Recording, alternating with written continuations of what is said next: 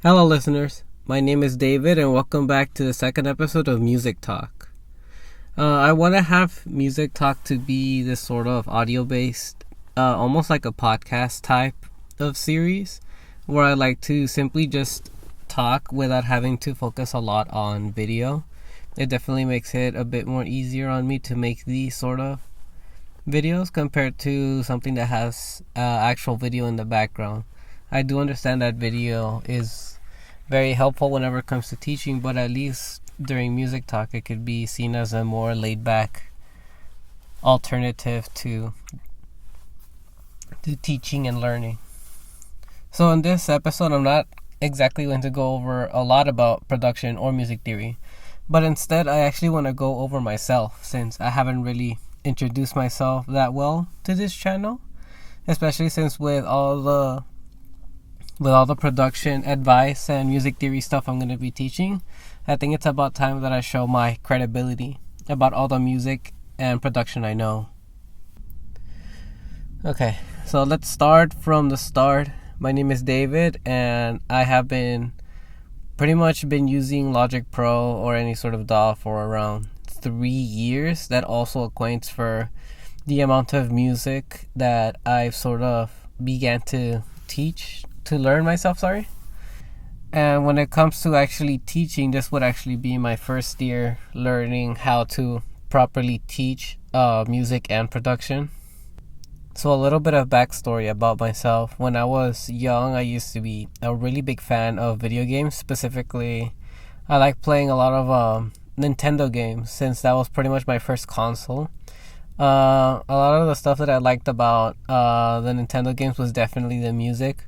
Obviously, the gameplay is pretty fun, but I remember liking the music a lot, especially from Mario Brothers, especially the platformer games like the new Super Mario Brothers Wii, also the one on the DS, and especially Mario Kart.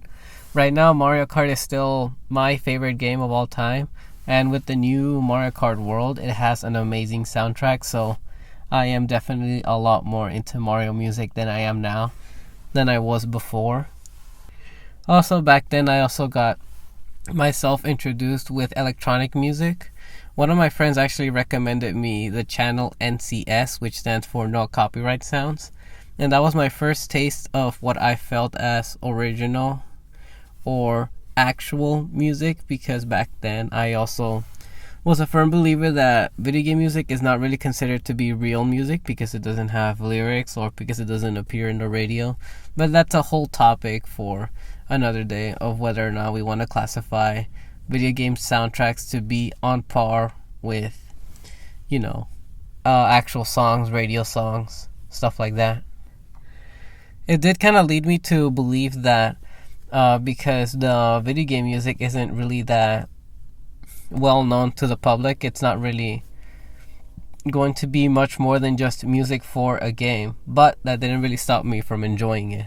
I enjoyed other types of video game music. Another big example was Terraria, because it had a really unique soundtrack, especially for how dynamic the game is. I liked how the songs pretty much correspond to each biome, and it definitely feels like each biome has its own aesthetic or vibe. I also started to get into more electronic music, and also figuring out how weird electronic music can be sometimes, because a lot of the times whenever it comes to identifying electronic music, it's very hard to categorize the subgenres. At least back then it was a bit simpler because the genres were barely being established. You had your very basic ones like dubstep, trap, hardstyle, stuff like that. But now, as electronic music keeps evolving, we have more subgenres to sort of choose from. But back then it used to be very simple. But also back then it used to be very, to put it in the nicest way possible, strange. Because I really liked electronic music. I didn't really like that much of the other type of music, let's say like your classic pop or like orchestra or stuff like that. I only like electronic music at that time. So I slowly started introducing my like for electronic music around through high school, And it was also around high school where I needed to start thinking of a degree or like a sort of career path. One of my first ideas was to be like a video game designer, as almost everyone that plays video games would eventually think of, but there wasn't really that many schools in around my city that give out degrees when it comes to video game design. You have to resort to something online. And then one day for one of my senior year projects, I had to pick a university and make a hypothetical degree plan with that school. And it was at this time that I thought that maybe you could have a degree in making music. And when I did some research, believe it or not, the first school that appeared and the one that I was interested in is Academy of Art, which is the school that I'm currently enrolling and has currently taught me a lot about music production, music theory, but also has taught me other technological skills like video editing, podcasting, video and sound editing, stuff like that, which I am very grateful for. And so I dedicated my time after high school to then pursue this degree, to pursue this sort of knowledge of at least beginning with music. I bought my first DAW, which is actually not Logic Pro. It was actually FL Studio, because I saw that it was affordable for a Windows computer, which is what I had at the time.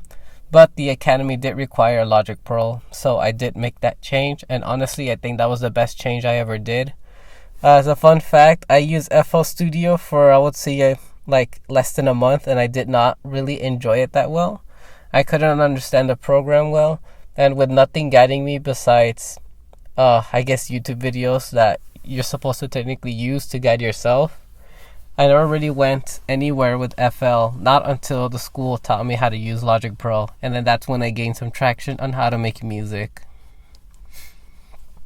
Overall, the Academy has been very fun for me, especially since it's giving me a lot of opportunities to make projects that I probably would never even think about doing on my own. That's the big benefit that I do give a lot of schools gratitude towards, because in the long run you can think that, oh, maybe all of this I can actually learn myself through YouTube videos. And yes, that would be true, if only if it wasn't for the pacing, because the school forces you to be on a semester pacing, while you teaching yourself with YouTube videos, the pacing is going to be all over the place, and it's going to be a bit inconsistent, and therefore your progress is going to be very inconsistent, unlike a semester-based learning curve, which a lot of the schools make you go through, which I am also, grateful that that's the way that I've been taught music, because I think without that I probably would have never even thought about making music for fun. So in 2022 was the year that I released my first song on Spotify, just as a fun project, and ever since then I have really liked making music, at least electronic music, for myself. And now I plan to learn a lot more about it. Hopefully I can get a career on scoring film, or maybe helping out with like animations, audio, stuff like that. But in the least, I will always resort to teaching it, because I do believe that teaching music and teaching audio, music theory, music production is something that I find very interesting. And I feel like nowadays that a lot of young people are getting access to computers and stuff like that, a lot of young people are finding themselves to be very creative, and I feel like providing just another good way of teaching this sort of thing is a really good thing that I feel like I could definitely get use of, because there's a lot of people that do want to learn how to do this.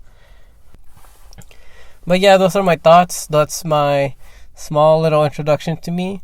I hope to make more music talk videos about more interesting topics. And thank you all so much for listening. I'll see you all later.